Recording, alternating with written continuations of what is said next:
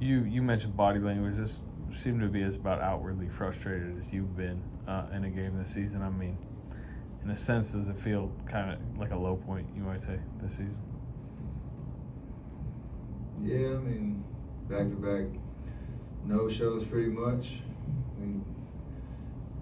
And the hard part is, like, these are winnable games against teams that, for whatever reason, are around the same standings, but around the same place in the standings, and come in and have games against us.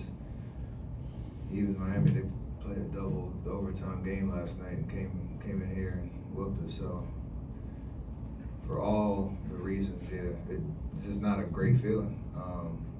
You have nothing to show for it, nothing really to kind of latch onto. It's like, oh, we're doing this great. If we can only, it seems like both sides of the ball are struggling. They're probably connected. Just if you make shots, usually your confidence goes up, your belief that you can win the game goes up. It helps you play defense. But once you lose that spirit, it's glaring how bad we can be at times. So you got to be able to kind of fight through that. How do you think this team just gets better offensively? That seems to kind of, I mean, that's 2 straight games under 100 points. Honestly, I have no idea. How concerning?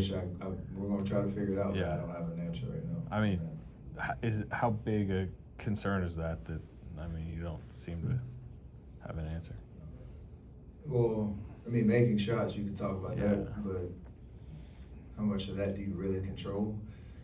I think tonight we created decent shots. I mean, they went on multiple runs and they only scored 114. You feel like, all right, you make a couple shots, it changes momentum, you're back in the game, but that's Monday morning quarterback and living in fantasy land. Like, oh, if this would have happened, we've had too many nights like that. So I don't know what the answer is on what we need to do differently to make shots, or what we need to do differently to sustain quality possessions over the course of the game. But